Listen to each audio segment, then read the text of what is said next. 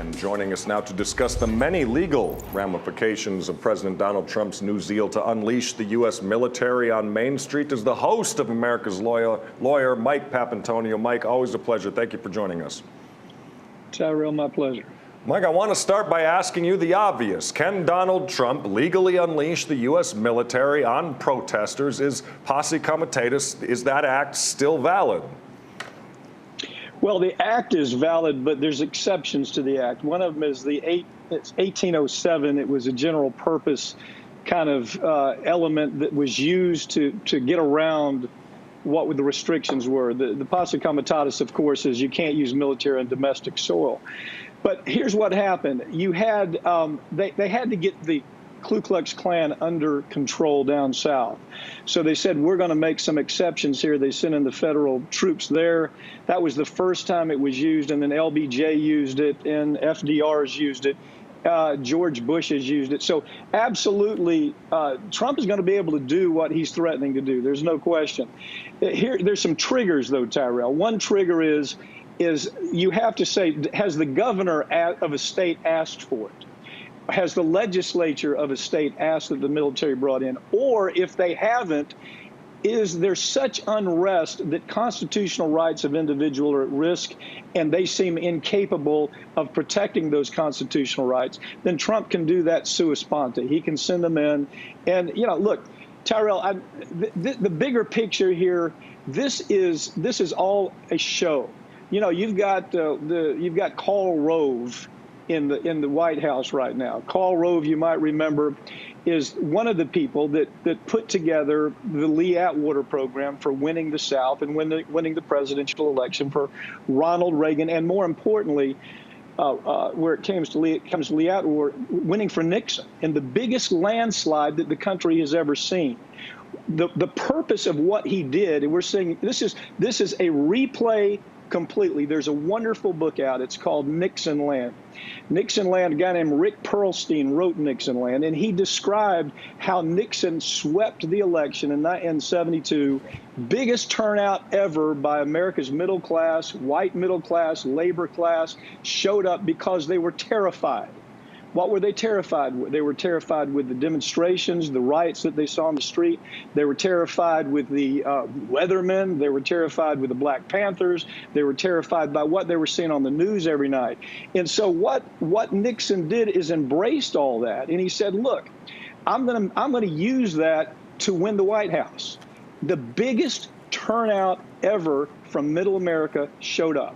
Trump is using that same thing to go forward. And you know what? The bad news is it's probably going to work.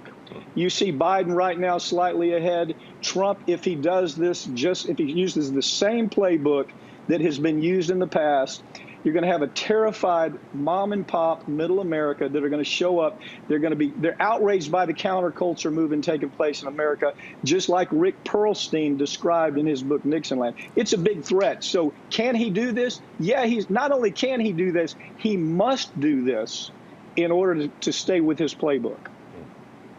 That was an awesome description, Mike. And I feel like there are so many people that give credit to Donald Trump for being new and innovative. And it seems like a lot of his ideas we've seen Republicans run the playbook for once again in previous years.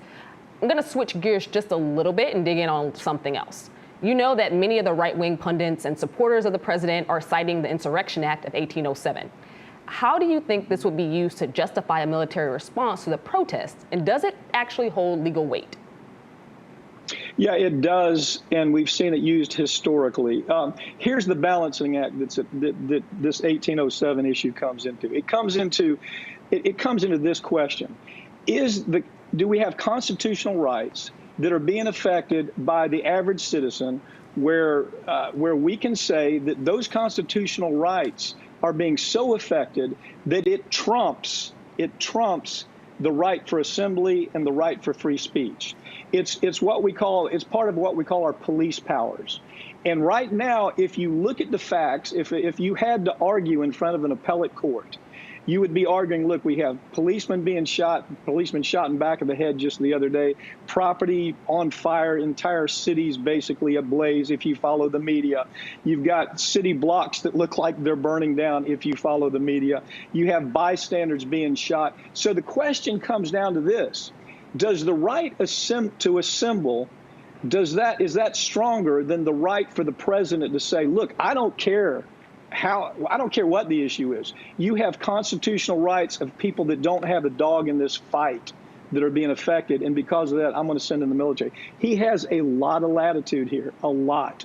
And as I say, if you follow his playbook, the speech that he gave in the Rose Garden, go back and take a look at some of the speeches that Richard Nixon gave, where he talked about unrest. He scared the bejesus out of mom and pop. He said we have people marching in the streets. We have a drug culture that's out of control. We have all of these things that are taking place. And if you don't vote for me, you're going to have this Nimrod, this liberal Nimrod that has to correct all this problem. And it worked. It worked. Mike, I want to jump in and just ask you, if you were arguing against the president's use of martial law and putting, U.S. soldiers on the streets, if you were arguing against that, if you're the lawyer on the other side, how would you argue against that? I would make a states' right argument. I would say, listen, we have governors and we have legislatures to make those decisions. They're closer to the issues. They understand the local issues.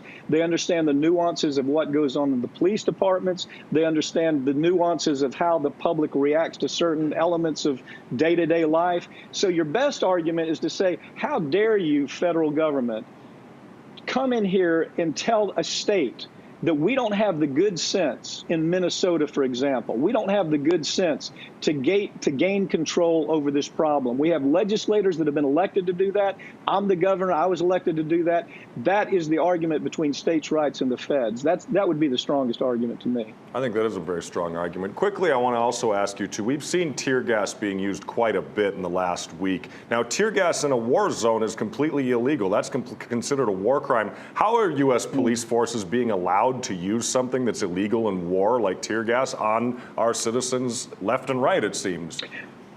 Yeah, unfortunately, tear gas is used all over the world. It's a big industry. The tear gas industry makes gazillions of dollars selling tear gas everywhere from Venezuela to Hong Kong to the United States.